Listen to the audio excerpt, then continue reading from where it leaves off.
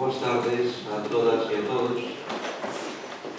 Para mí es un placer presentar hoy a Rosa Montero, a la vez que es un reencuentro con una vieja amiga, ¿no? Hay que decir que Rosa es una persona tan conocida y con un currículo tan amplio que realmente lo vamos a tener que resumirlo, ¿no? Pero en todo caso, decir que nació en Madrid, que estudió periodismo y psicología, que es autora de 16 novelas, de 4 cuentos juveniles, de un libro de relatos maravilloso, Amantes y Enemigos, de 10 libros de periodismo.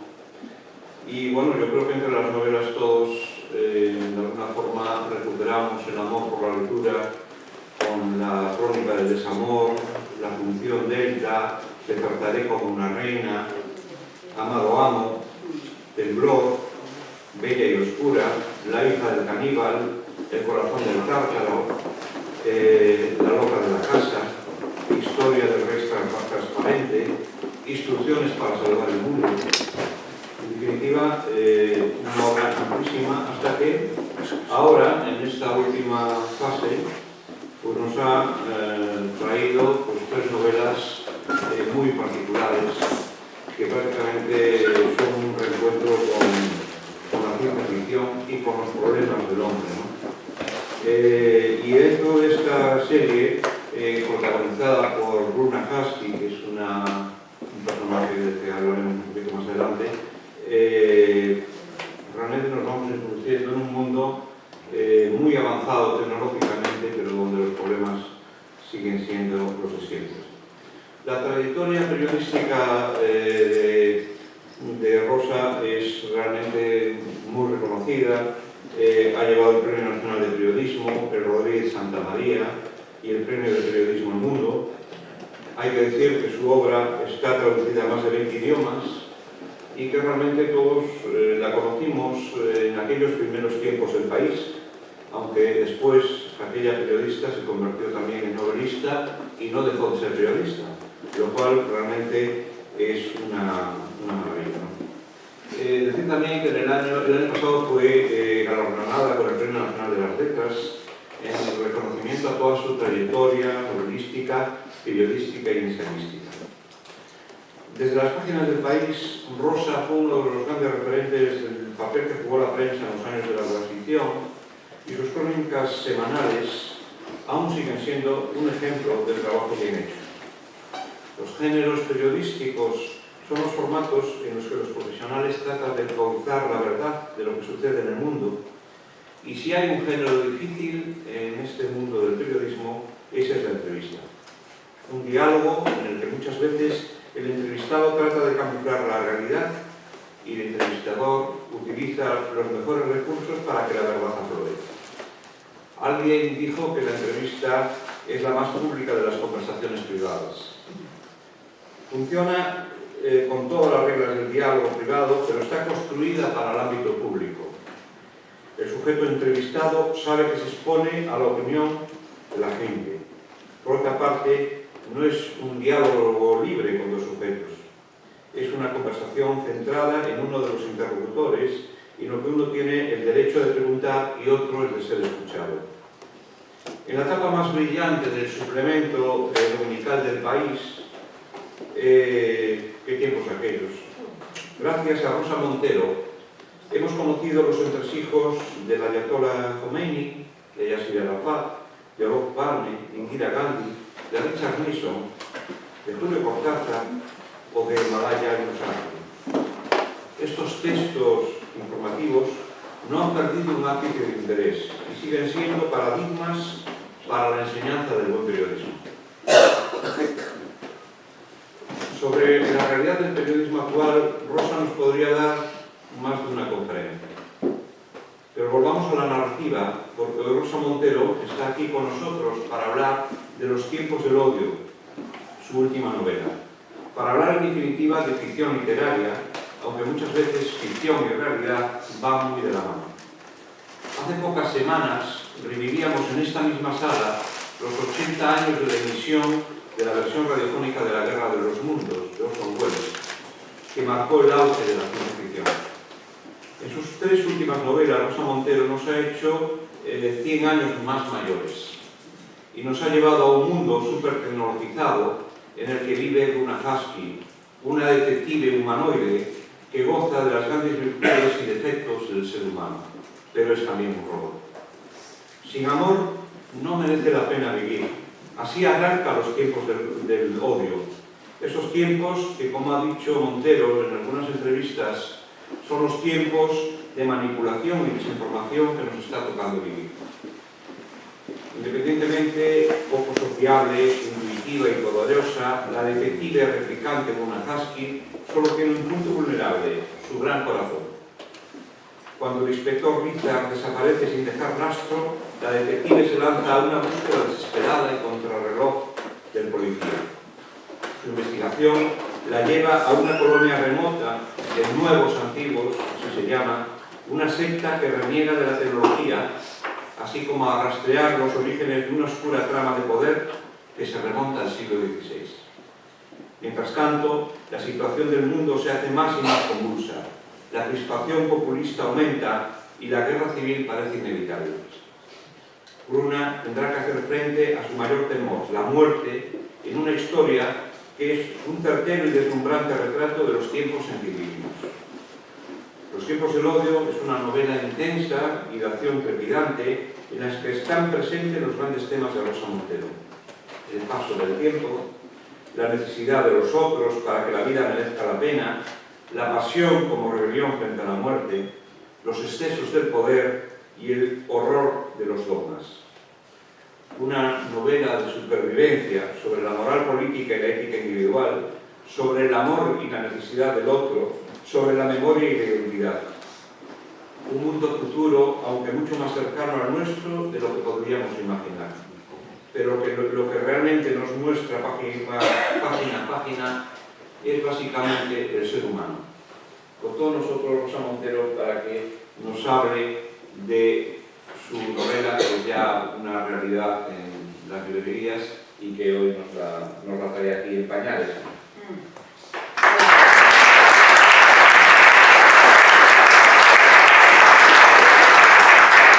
Hola, bueno, vosotros hay sitios por aquí delante si queréis sentaros. Vamos. Estoy encantada de estar aquí. Muchísimas gracias, José Ramón, que eres un encanto.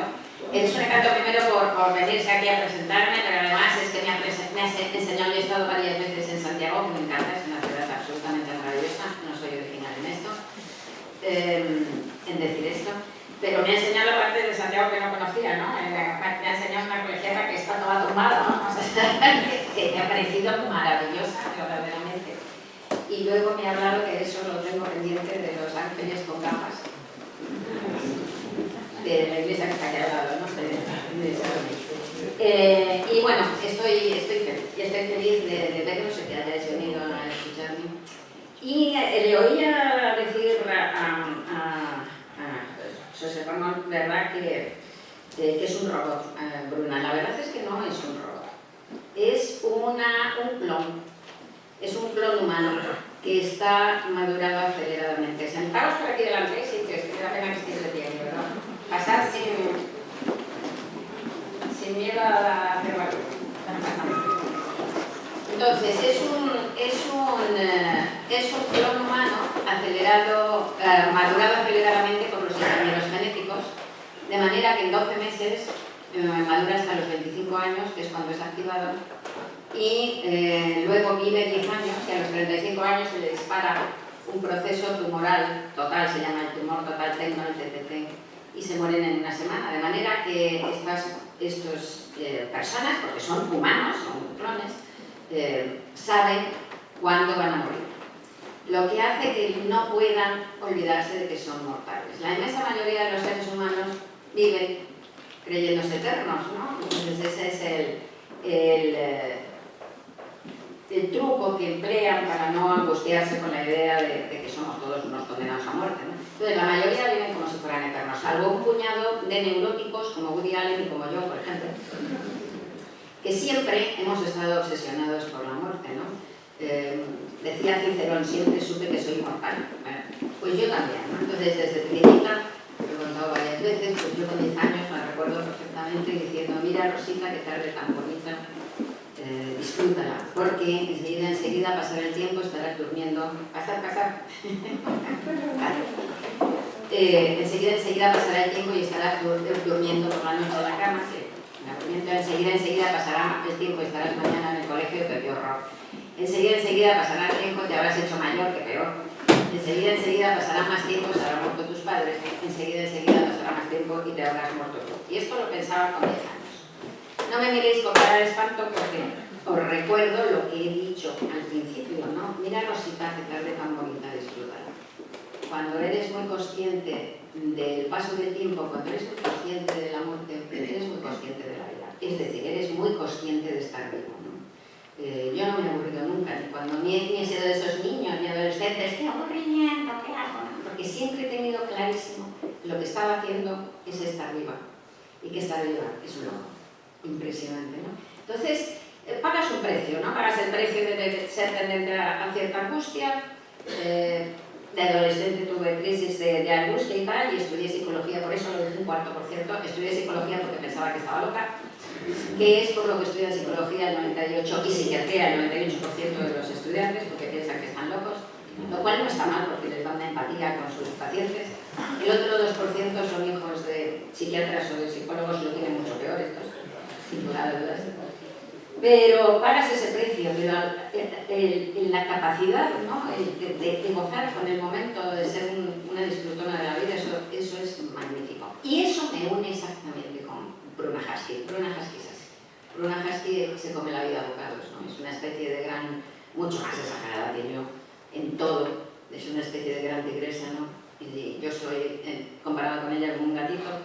Pero me siento muy unida con ella. Es el personaje de todos los que he hecho que más cerca de mí siento. Claro, ella es una replicante en combate, que yo no, obviamente, pero sí que esta mirada interior ante la vida, ¿no? Esta sensación, esta rabia frente a la muerte, ¿no? Y esta ansia de vivir, pues sí que lo comparto. Por otro lado, mis novelas de Bruna Husky siempre digo que son las más realistas que he escrito. Pasan dentro de, cuando empecé a escribirlas dentro de 100 años, ahora ya dentro de 92, pero realmente hablan de la condición humana y de lo que somos. La ciencia ficción, que es un género que es odiado en España, hace 12 años el gremio de libreros hizo un estudio sobre los gustos lectores y salía en la única cosa en la que coincidían los lectores hombres y las lectoras era que todos, el género que más odiaban era la ciencia ficción, tanto hombres como mujeres, ¿no? Yo creo que hay un equívoco aquí. También durante estas 3 novelas, que por cierto además se pueden leer indistintamente, son autónomas, tú puedes leer esta última sin haber leído las anteriores, pero claro, he ido a las ferias del libro y tal, y han venido los lectores y me han dicho, con una generosidad increíble, ¿no? Me han dicho, mira, me he leído tu novela, la primera o la segunda o esta, y me ha encantado, cosa rara porque yo odio la ciencia ficción. Entonces, lo primero les he dado las gracias porque hace falta ser generoso, para leer una cosa que odia simplemente porque la firme yo, o sea, verdaderamente es para crecer. Y luego les he dicho, ¿y qué habías leído antes? Y no había leído nada. Entonces, hay como un prejuicio, porque se piensa que trata de eso yo qué sé, de marcianos rojos con orejas picudas, de algo esotérico que no tiene que ver con nosotros. La ciencia ficción nos da una herramienta metafórica poderosísima para hablar del aquí y del ahora, para hablar de la condición humana. Así que mis novelas de Bruna Husky, aparte de que hablan de los temas que siempre hablo en todas mis novelas, para mí son exactamente igual que todas las otras novelas. Las he escrito con la misma ambición estilística, expresiva, con la misma emoción, o con más incluso. Esta novela para mí es muy emocionante.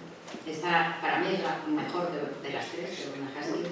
Hay como algo que se completa, hay como una intensidad que va creciendo a lo largo de la novela hasta acabar en un final, que os diré, que de todas de las 16 novelas que he escrito es el final que más me ha emocionado el final de esta novela. Y en esta novela Bruna Husky aprende cosas muy importantes, ¿no?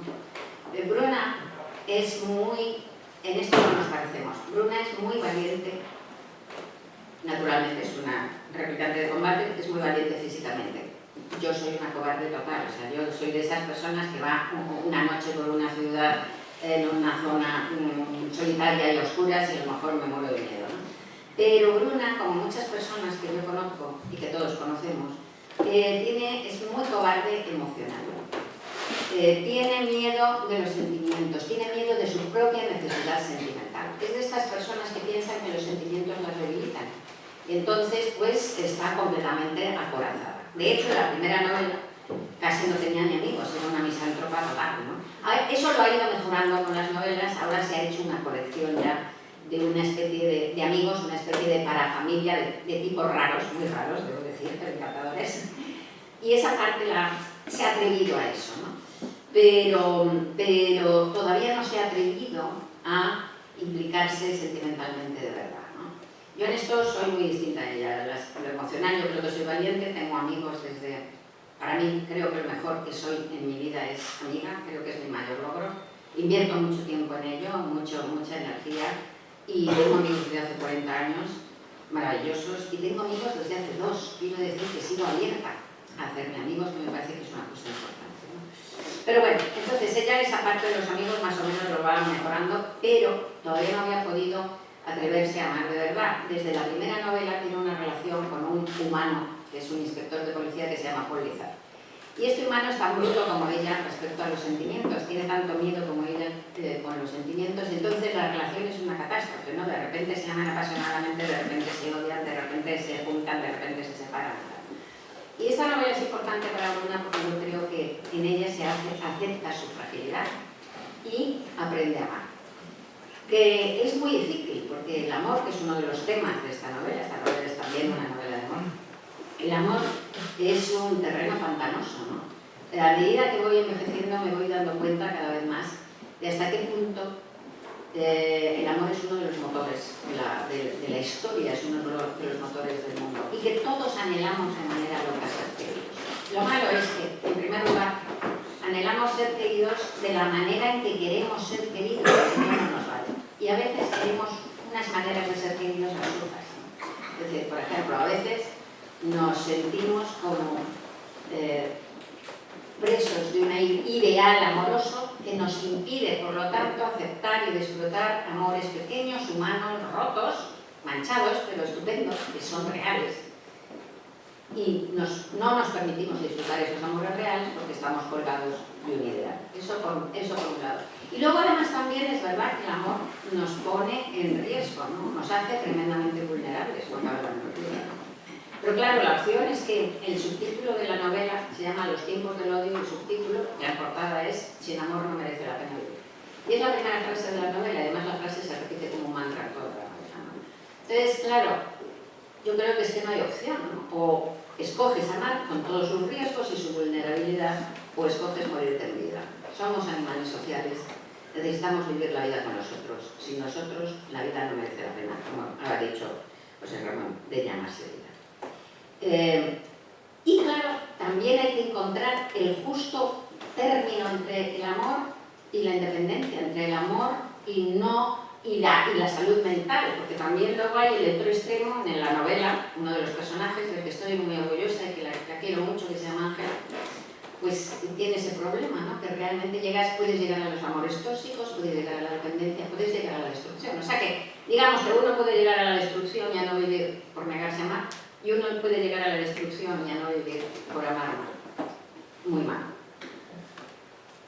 Aprender a amar y ejercitarlo es una de las grandes sabidurías de la vida, de las grandes necesidades y de las grandes búsquedas, ¿no? De todo eso habla un poco esta novela, o mucho esta novela, ¿no? Y también habla tiene otra parte que es una novela social, es una novela política. Habla de los tiempos del odio, ¿no? Que son los tiempos que estamos viviendo. Ya esta idea está ya desde mi primera novela de Bruna, que publiqué, como digo, empecé a escribir hace 10 años. Yo veía ya hace 10 años que el sistema democrático estaba empezando a entrar en una crisis de credibilidad y de legitimidad tremenda, que la gente, muchísima gente joven, mucha gente, empezaba a no sentirse representado por esta democracia.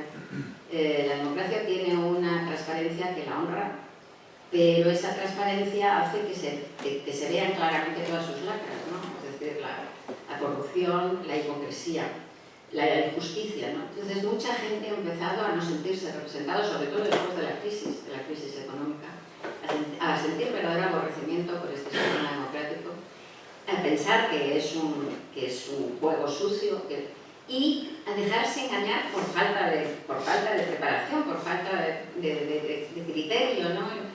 A dejarse engañar por los cantos de sirena de los demagogos, de los populismos ultras, de los extremismos de izquierdas o de derechas, laicos o religiosos, como pueda ser el ISIS, ¿no?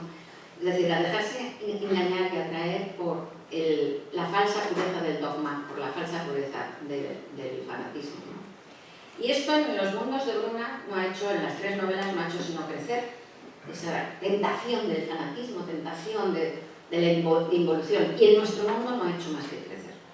Estamos en un momento verdaderamente peligroso de involución. Podemos perder logros democráticos que se han conseguido durante siglos muy duramente, muy difícilmente, ¿no?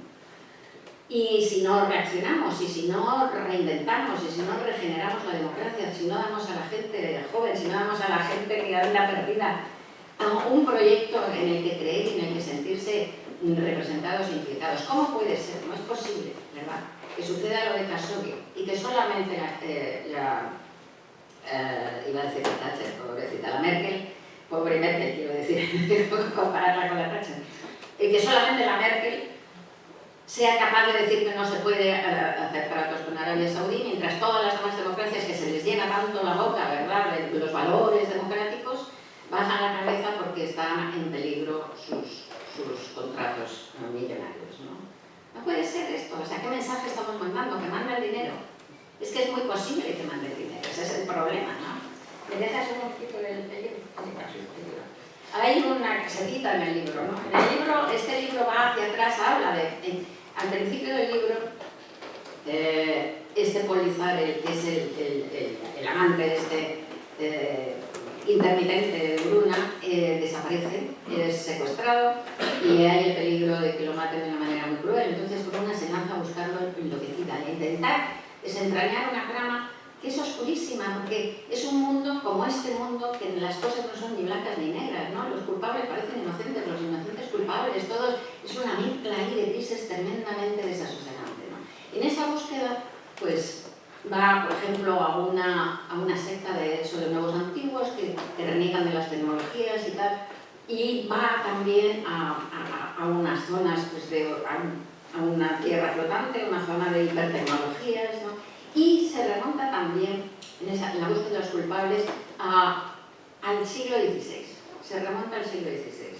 A Juan L. Turriano, que fue el gran ingeniero italiano que trabajó como relojero para Carlos I, para Felipe II, que creó el ingenio de Toledo, que era una máquina de ingeniería, un prodigio de ingeniería que subía 17.000 litros de agua al día hasta el Alcázar de Toledo, ¿no? Y se remonta también en esa época a la supuesta creación de una sociedad secreta de poder siniestra y tal, que supuestamente llega hasta nuestros días, ¿no?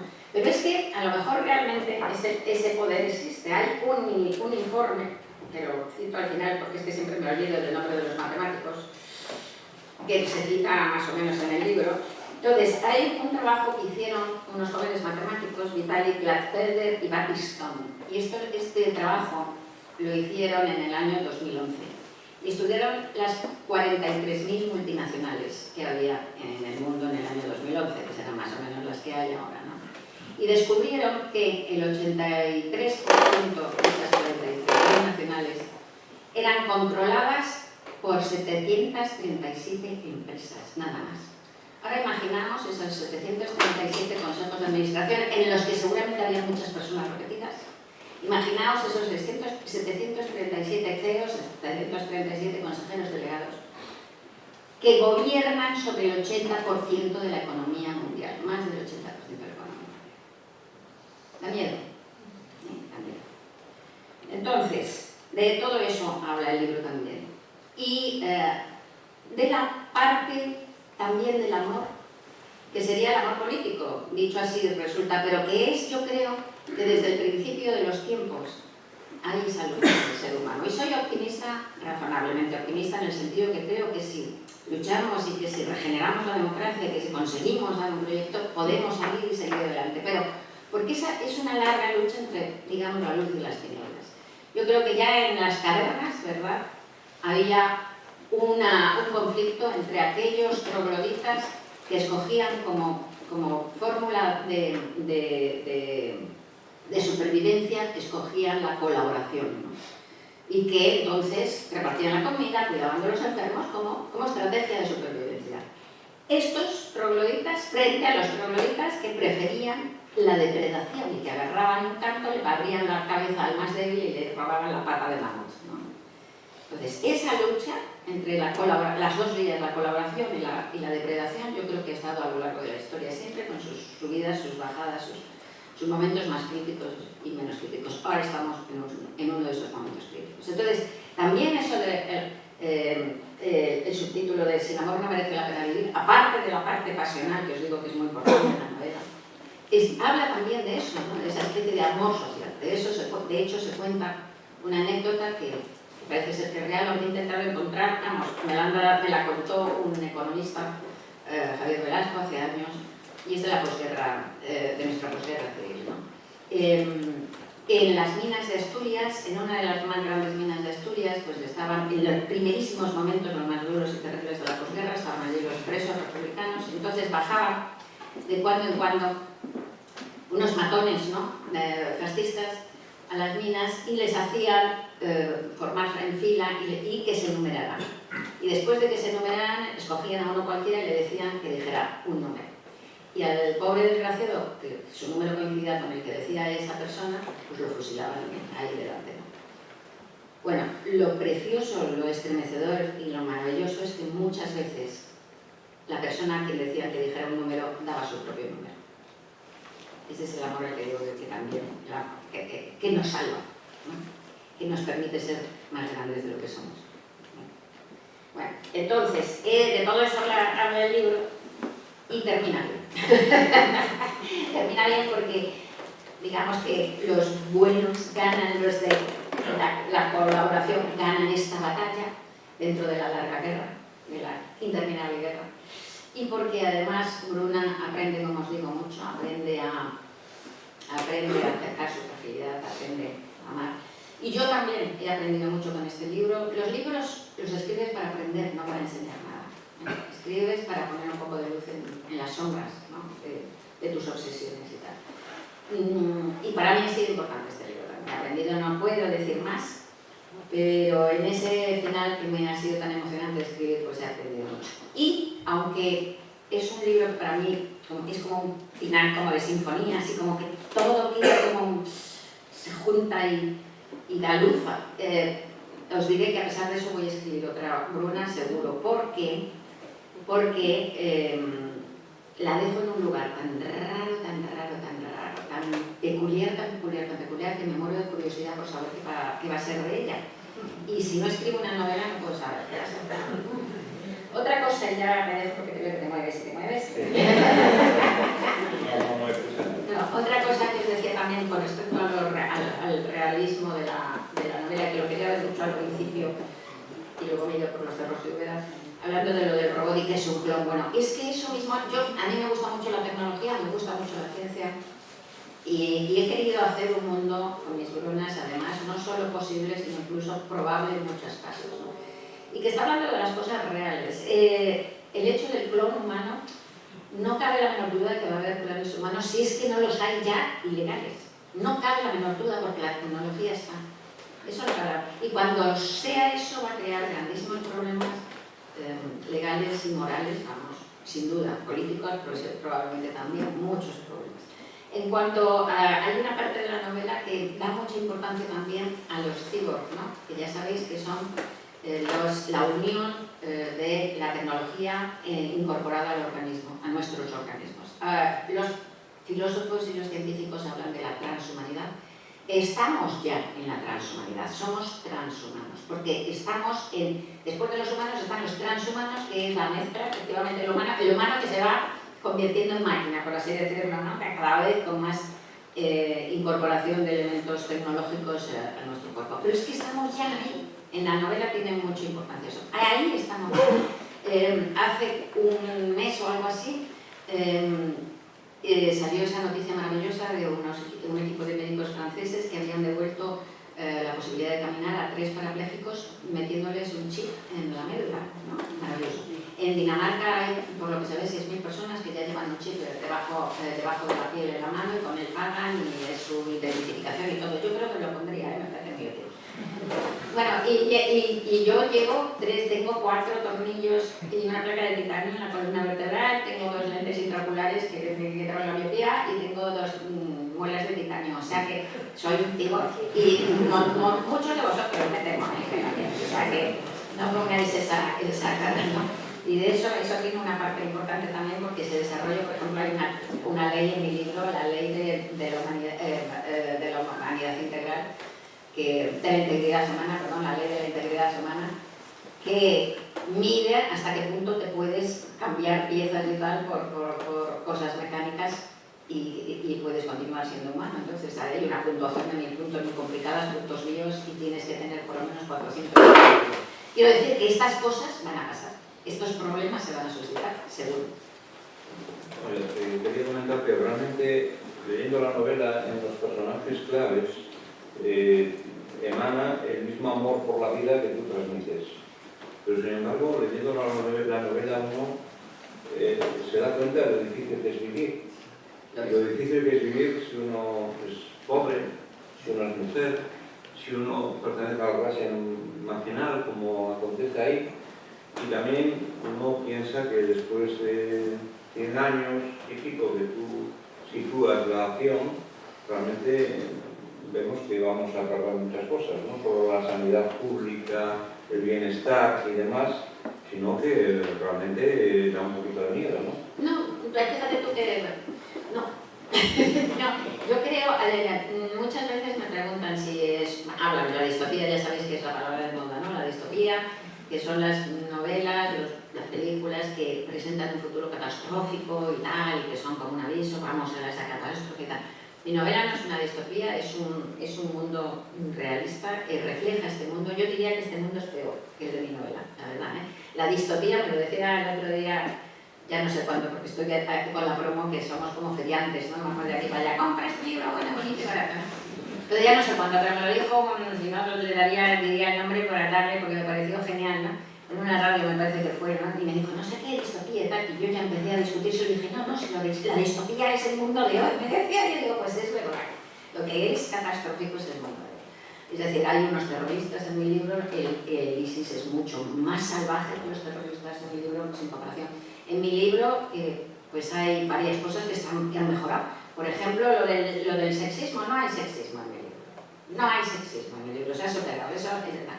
Hay una mayor conciencia de los animales, que para mí también es importante, entonces hay una protección, un reconocimiento de nuestra continuidad animal. Luego son los Estados Unidos de la Tierra, y además es un estado, mega estado muy joven, lleva solamente 12 años de existencia, claro, está intentando, y hay un intento de hacer algo bueno con eso, y que haya un mega estado en donde todos los terrestres, ¿verdad?, todos los terrícolas se sienten hermanos, me parece un avance, ¿no? Lo que pasa es que, claro, desplazan en la xenofobia pues, a los replicantes, ¿no? Desplazan la xenofobia, pero bueno, es un avance. El grupo cada vez es mayor, digamos, el grupo de reconocimiento cada vez es mayor. Aparte de que haya clasismo, eso sí, sigue habiendo ricos y pobres, y hay ese reconocimiento vertical, hay nada, ¿no? Pero bueno, hay cosas que mejoran, hay cosas que empeoran, que son, desde luego, el cambio climático. Pero es que eso lo veo, es que eso me parece, además, estamos muy mal con la cuestión climática, realmente estamos en la frontera de lo irreversible, no sé si vamos a... Y ya veis que gente como Trump y gente así niega incluso que haya el problema climático. Y eso lo veo muy crudo. Yo realmente es lo único en lo que soy verdaderamente pesimista. En lo demás yo creo que estamos en un momento muy crítico, pero que podemos intentar revertir, luchar por nuestras ideas, por ser mejores de lo que somos y revertirlo.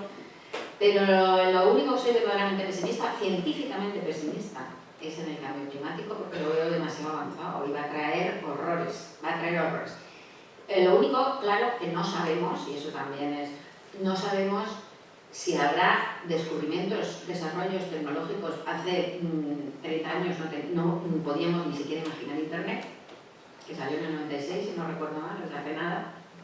No podíamos ni siquiera imaginar Internet. Entonces, no sabemos, habrá unos desarrollos tecnológicos y unos progresos que nos permitan revertir de alguna manera el cambio climático. Con la ciencia que tenemos hoy, vamos fatal. Con la ciencia y la tecnología que tenemos hoy, vamos fatal. Es un poco obsesivo la falta de agua, los países flotantes que hay que construir, la conquista del espacio para ganar algún territorio. Claro, porque que dibujas un mundo realmente complejo. Sí, bueno, es que eso también lo tengo clarísimo, ¿eh? El ser humano va a irse, va a tener que irse, si sigue así, porque esto yo creo que es una catástrofe realmente climática y es para el ser humano, no es para la Tierra seguirá. Como decía, entrevisté a James Lovelock cuando ya era muy ancianito, todavía no se ha muerto, debe tener 100 y pico años, era sido uno de los padres de la ecología, ¿no? Un tío sabio. Y ya hace 15 años o 20 me decía, esto no tiene manera de pararlo, ¿no? Me decía, y me decía que la Tierra nos iba a sacudir de encima como un perro las pulgas, ¿no? Directamente. Entonces, si esto sigue así, pues efectivamente todo lo que se está haciendo ahora, de los descubrimientos de las búsquedas además de los asteroides, de la búsqueda de agua, de todo esto, es buscar una plataforma en la que nos podamos ir de aquí a unos siglos. Ahí me pongo pesimista otra vez, sigan los ricos. Dígame una cosa, para construir tantas mentiras como tú construyes ahí, que son, por cierto, artísticas y bellísimas, ¿te ha servido de algo la profesión de periodista? ¿Para construir mentiras? No, porque las mentiras de las novelas son las verdades más profundas, ¿no? El periodismo es un género literario, el periodismo escrito, y además puede ser tan maravilloso literariamente como cualquier otro. La sangre fría de Juan Capote es un reportaje, es un libro de literatura literaria de como nada, ¿no? Lo que pasa es que los géneros tienen sus normas y hay que saberlas aplicar, incluso para transgredirlas, pero tienes que saber esas normas muy bien para no hacerlo mal. Si haces periodismo novelado, será un mal periodismo porque no será fiable. Si haces novela periodística, será mala novela porque será superficial. Pero es que si haces ensayo poético, a lo mejor es malo porque será pues, demasiado ligero, demasiado también no fiable nuevamente. Y si haces teatro ensayístico, seguro que es un peñazo y no hay quien se lo trague, ¿no? Será un rollo. O sea que hay que saber. Entonces, la novela y el periodismo son géneros antitéticos, ¿no? En el periodismo hablas de los árboles y en novela intentas hablar del bosque, ya te digo, de verdades mucho más profundas, no de mentiras. En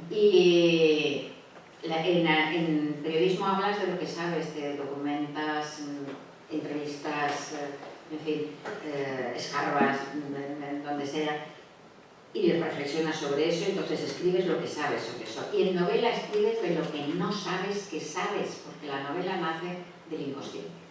Entonces está mucho más allá de tu conciencia, no sabes de lo que estás escribiendo. Y debe ser así. Tienes que, decía Julio Ramón Ribeiro, el escritor peruano ya muerto, que una novela madura exige la muerte del autor. Es una muerte metafórica, claro, quiere decir que tu yo se tiene que borrar completamente y te tienes que dejar atravesar por la historia, no tienes verdaderamente que controlar eso que estás, eres como un medio, ¿no? Así que no me ayudó. La mayor parte es muy raro el escritor que cultiva un solo género. La inmensa mayoría de los escritores pues cultivan varios, yo qué sé, Octavio Paz era ensayista y poeta. Nadie le preguntaba la mezcla entre el ensayo y la poesía, mira que es distinta, ¿no? Pero si haces periodismo, que la mayor parte de los novelistas, quiero decir, además son periodistas en la historia y ahora mismo y en la tradición, pues sí, normalmente la gente como que siempre se pregunta mucho por esa diferencia. Cosa curiosa, ¿no? Porque no lo entiendo. Bueno, en un momento que he oído decir que la verdadera vida es la que no vivimos. ¿Qué pasa? ¿Que tú necesitas construir todo esto para vivir? No. esa es una frase maravillosa y terrible de Oscar Wilde.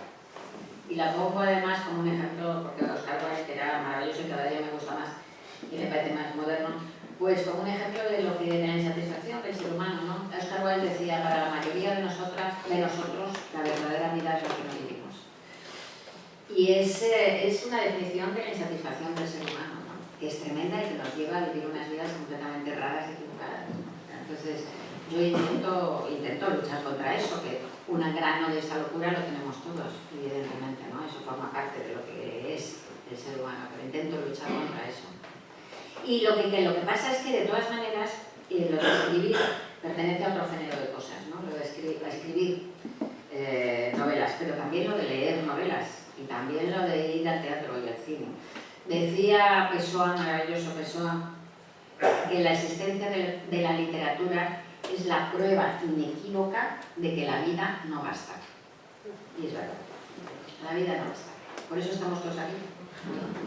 La vida no basta, o sea, necesitamos la vida, cada una de nuestras pequeñas vidas, además, ¿no? Porque venimos al mundo con miles de sueños, miles de deseos, y luego la vida, el tiempo, que es un jardinero loco, nos va podando, ¿no? Y nos va a dar todas esas posibles vidas que podríamos tener y nos va dejando en una ramita seca que es nuestra única, estrechísima vida. Ni la vida de los más grandes hombres y las más grandes mujeres, de Alejandro el Magno, de Marie Curie, siempre, ni esas vidas es lo suficientemente grande, siempre, toda vida es mucho más pequeña que tus sueños, ¿no? Entonces esa es la sensación de que, efectivamente, ¿no? Todo lo que podría ser, ¿no? Y vas cerrándote en tu pequeña vida individual, entonces necesitamos esas otras cosas, ¿no? Necesitamos adornar el sinsentido de la vida con el sentido de la belleza, ¿no? Sí. Esa preocupación por la vida que siempre te caracteriza, explica un poco la visión también por la muerte, ¿no? ¿O es que han sido circunstancias? O... Yo creo que es que no sabría decirte cómo se construye una psique, pues no sé. Yo creo que depende mucho de la infancia. Somos hijos de nuestra infancia, ¿no? Aunque no es una cárcel. Escribí una novela entera contra eso, que es El corazón del tártaro, ¿no? El corazón del tártaro tiene una cita al principio, que es un verso de Wordsworth, que dice el niño es el padre del hombre, ¿no? Y mis personajes del corazón del tártaro pues, estaban perseguidos por su infancia terrorífica y decían, no se puede salir de ahí, los hijos de alcohólicos son alcohólicos, los hijos de violentos matan, y no es verdad. No es verdad, ni siquiera, primero es que estadísticamente no es verdad, ¿no? Pero es verdad que sí que es verdad que hay algo que te conforma, ¿no? En la infancia y que hace que luego tu vida sea o desarrollar eso o luchar contra eso, o sea, puedes hacer muchas cosas con eso, pero desde luego eso está en el núcleo de lo que eres. Entonces, pues no sabría decir, ¿no? Luego está también, ahora estamos en una época de biologismo, ¿no?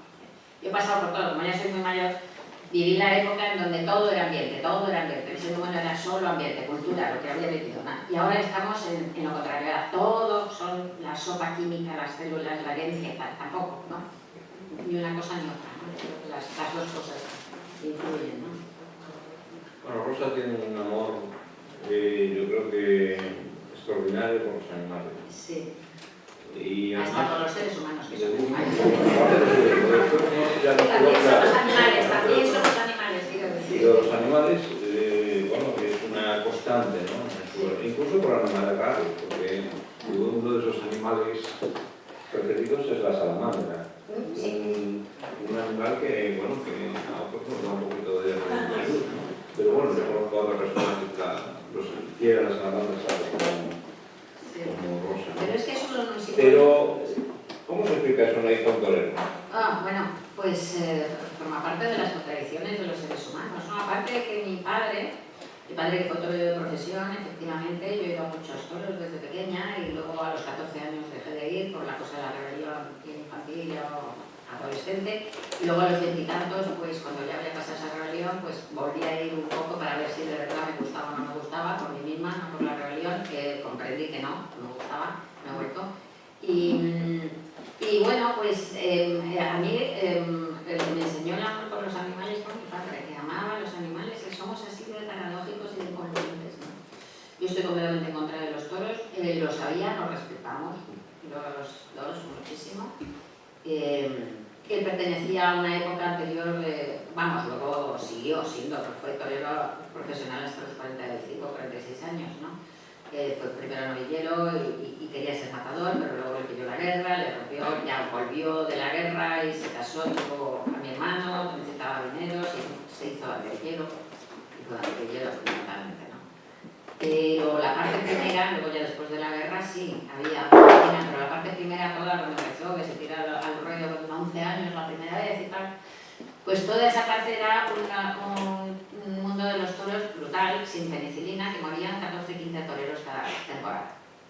Unas muertes horrorosas además, ¿no? Con infecciones brutales y gangrenas y horribles. Y entonces él sentía que es absurdo, completamente absurdo, pero él sentía que era como una lucha de igual a igual, ¿no? O sea, un poco, que no es verdad, además el pobre toro no elige luchar ni nada, él no quiere eso, ¿no? Entonces, pero vamos, tenía otro concepto y tal, y le encantaban los animales, vamos, adoraba los animales, daba de comer a perros por todas partes, a perros callejeros, bueno, y yo aprendí ese amor de los animales de él, así que así de raros somos, verdaderamente. Bueno, llevamos hablando sin parar porque a las 8 de la tarde podemos seguir indefinidamente, pero creo que sería bueno que la gente que quiera preguntar, que levante la mano, y hay mucho de qué hablar con nosotros. Aquí. Bueno, en primer lugar, pues muchas gracias. Mira, cómo me quiero. En primer lugar, muchas gracias por estar aquí con nosotros y por tus palabras que han sido extraordinariamente entretenidas e ilustrativas. Yo, más que hacer una pregunta, aunque bueno, en cualquier afirmación siempre hay una pregunta, pero bueno, más que una pregunta directa, quería hacer un comentario de algo que has dicho. Bueno, perdón por el tuteo. No, por favor, al contrario. Hace como 3 o 4 semanas El País, en su edición dominical, publicó un articulillo bueno, de Stefan Hartmann, sobre este físico teórico tan conocido que murió este año. Él dice al principio que, bueno, que va a especular un poco sobre la existencia de vida, y en concreto vida inteligente, en algún otro lugar del universo. Ese es el motivo. A lo largo del artículo dice 2 o 3 cosas que yo personalmente no estoy de acuerdo, pero bueno, no es eso de lo que quiero hablar. En un momento determinado dice una cosa que tiene que ver mucho con algo que tú has dicho. Y él dice que cuando tú has hablado de los transhumanos, es decir, de seres que traspasan la condición humana de hoy, él dice una cosa muy interesante, que va a decaer la ley darwinista de evolución de las especies. Las especies evolucionan naturalmente. Sin embargo, está llegando el momento en que las especies, y en concreto la especie humana, va a evolucionar no por ley natural, sino por sus propios inventos y sus propias tecnologías, ¿no? Entonces, esto, más que nada, es un apunte y en parte quizá una coincidencia con algo que has dicho, ¿no? Ya termino diciendo que efectivamente todos esos males que nos van a sobrevivir por un mal uso de la tierra, quizá probablemente se superen creando una nueva especie adaptada a ese mundo terrorista. No sé si nos va a dar tiempo, vamos. Pero muy interesante, no leí ese artículo, muy interesante. Pero por otro lado, yo creo que esto lo llevamos haciendo ya desde hace muchísimo tiempo, en el sentido de que si haces, por ejemplo, yo qué sé, presas que recogen el agua y que permiten pasar sequías tremendas en donde si no te morirías, ya estamos cambiando la selección natural, de alguna manera. O sea, que no sé hasta qué punto entiendo qué es lo que él está diciendo, pero yo creo que ya estamos actuando en esto desde hace mucho. O sea, que yo creo que ya hemos terminado de ser naturales, el ser humano hace mucho. Y luego lo de los alienígenas y tal, bueno, todo el mundo está convencido, vamos, la inmensa mayoría de los científicos, que desde luego sin duda tiene que haber otros sociedades civilizadas con las que podríamos entendernos. Lo que pasa es que, como decía Carl Sagan en Cosmos, que lo expresaba muy bien, es que los dos vectores, el del tiempo, es tan inmenso desde 1.500 millones de años que lleva existiendo el universo. Ese vector del tiempo es tan descomunal. Y el del espacio, lo que abarca el universo, es también tan descomunal que la casualidad estadística de que podamos estar cerca como para comunicarnos, cruzando esos dos vectores gigantescos, es nula. Nula. Entonces, en mi novela hay contactos con alienígenas porque se acaba con uno de esos vectores, porque se consiguen en mis novelas, en la primera se explica el teletransporte. Entonces el teletransporte acaba con el vector espacial. Entonces se establecen contactos con tres sociedades que están lejísimos, que no son realmente como están lejos y hay muy poco contacto, pero lo hay y están tan lejos que no van a ser un problema para la Tierra, ¿no? Un peligro, pero cuando conectamos con ellos es cuando entonces todos los terrestres se cagan, perdón, al pensar que hay alienígenas, y es cuando se crean los Estados Unidos de la Tierra, porque es que de repente comprenden que somos terrícolas contra... Y bueno, o sea que es un poco el avance también, pues hace 12 años de mi novela que se han establecido contactos con alienígenas. ¿Más preguntas? ¿Alguna pregunta más? Sí. Rosa, muchas gracias por tu trayectoria. La gente que somos periodistas y nos gusta la escritura, la verdad es que es un placer leerte. Quería saber si hay una figura que a mí siempre me da mucha atención, que es la del escritor que lo publica. Y yo creo que ahora, con todo el tema de las redes, es una cosa que es cada vez más evidente, ¿no? Hay mucha gente que escribe, que tiene un toque para la pintura, o sea, que no consigue sacar sus novelas, ¿no? Por ejemplo, has mencionado a Pessoa. Pessoa fue un hombre que guardó todo y que realmente no consiguió ver su obra publicada.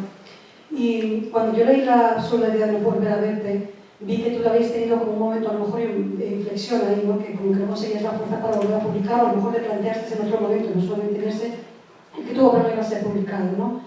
¿Qué siente un escritor, o cómo tú verías una Rosa Montero que escribe pero que no consigue sacar su obra a la luz? Pues bueno, yo no lo he sentido nunca eso, la verdad. Yo pensé desde pequeña, lo que pasa es que no tenía... Daros cuenta que yo vivía en la España de Franco, que era súper sexista, machista, era chica, y encima además era un mundo con las dictaduras largas rompen el tejido cultural en primer lugar. Entonces, en mi época se leían muy pocos autores españoles, existían ahí a trancas y barrancas y estupendos contra la censura, luchando contra la censura, luchando contra la falta de atención de los propios lectores españoles, salvo excepciones, ¿no? Los Tigres se escriben en Dios y cosas así. Salvo excepciones, se leía muchísimos autores españoles en realidad. Yo leía mucho más, yo me crié, toda mi generación se crió en la lengua con los... quitando los clásicos, quiero decir, en la lengua contemporánea con el boom latinoamericano, ¿no? Entonces, y yo escribía desde pequeña y yo sabía que algún día iba a publicar, y bueno, publicar era una cosa pequeñita y no tenía ninguna, pequeñita no era convertirte en un famoso escritor ni nada, yo sabía que, y tenía la esperanza de publicar, pero como tenía muchísima ambición estilística y tal, lo hubiera publicado mucho más tarde de lo que publiqué, que fue una serie de circunstancias, pues una carambola, ¿no? O sea que no fue algo que yo quise hacer de entrada, ¿no? Y nunca, lo que me ha pasado una vez en mi vida, no es que me bloqueé después de mi tercera novela, y Te trataré como una reina, y tenía una novela empezada, tenía incluso 100 folios o así, y de repente la novela se murió, se apagó, ya no la sentía, no entendía los personajes, y la tiré, de la rabia que me dio, la tiré, que es una estupidez, debí guardarla. Me quedé solo con el primer capítulo, que lo convertí en un cuento, que es el cuento del reloj, que está en Amantes y Enemigos, ¿no? Y a partir de ahí me quedé bloqueada, pues como 4 años que no podía escribir. Y yo creí que me iba a quedar fuera de la escritura, porque es que no se te mueven las ideas en la cabeza, no se te convierte la cabeza en un corcho. Y un día, al cabo de esos 4 años, enigmáticamente, tan enigmáticamente como se fue, vinieron otra vez las palabras, vinieron otra vez las ideas, y seguí escribiendo. Pero he tenido la suerte inmensa de publicar siempre y de no tener el problema de publicar, jamás. he tenido, te referirás a la ridícula idea que me había bloqueado otra vez, pero me duró muchísimo el bloqueo, una semana, afortunadamente, ¿no? Tenía el miedo de bloquear. Entonces, la historia de la literatura nos muestra que la gente que pierde a sus lectores, que no puede conseguir que le lean, pues muchas veces se vuelve loca, los escritores se vuelven locos, se pegan un tiro, terminan en un freno apático, ¿no? Germán Melville, por ejemplo, ¿no? O hacen de su vida un disparate como Melville, que escribió La maravillosa Moby Dick. Cuando la publicó no gustó a nadie, ni a su amigo más íntimo que le gustaba todo lo que él escribía, vendió como 10 ejemplares y a partir de entonces vivió 40 años y casi no escribió muy poquísimo, publicó poquísimo, casi nada, y estaba desesperado y amargado, parece ser que muy violento, parece que atacaba a la mujer, su hijo se suicidó, debía haber un ambiente espantoso, todo horrible, una vida horrible. Y porque necesitas que te lean. Lo que pasa es que uno escribe.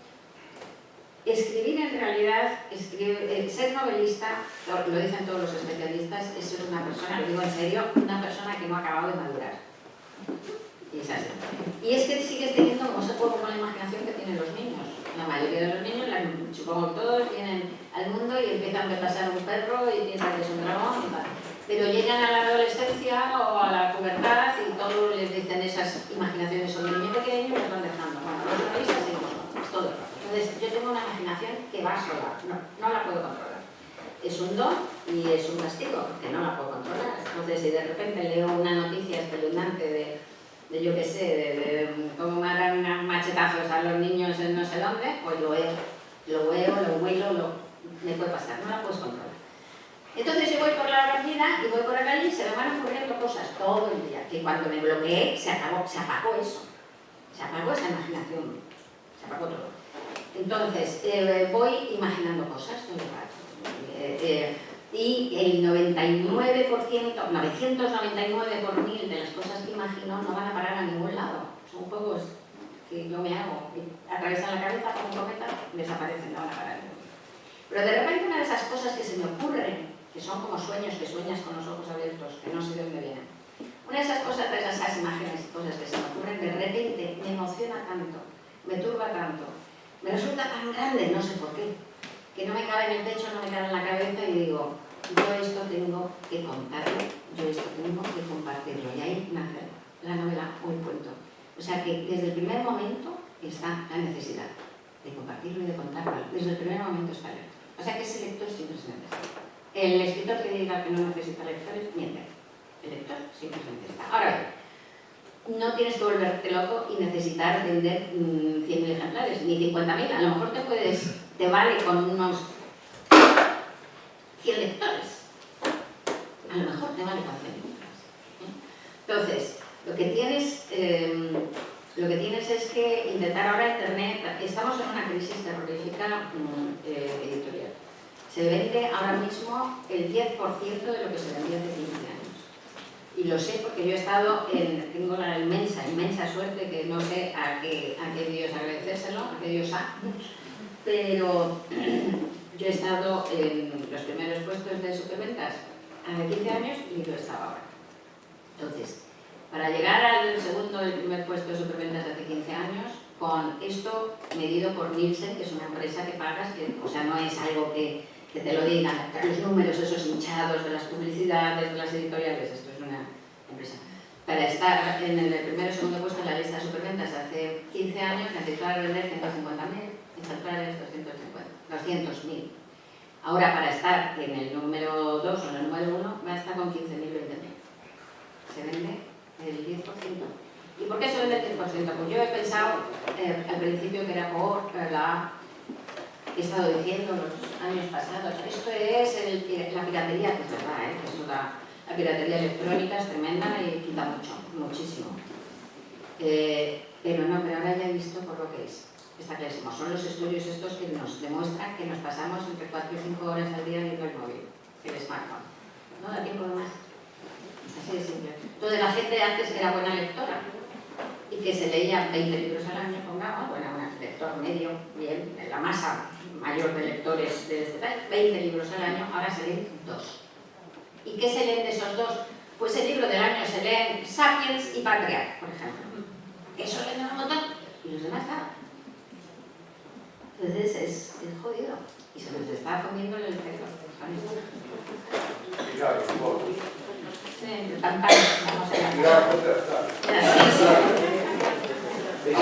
¿Alguna pregunta más? Bueno, pues como una presentación de un libro no debe durar más que una película, ya llevamos aquí una hora, animarlos a todos a que lean Los tiempos del odio, que es un libro apasionante, tanto como Rosa Montero, que nos ha cautivado a todos con su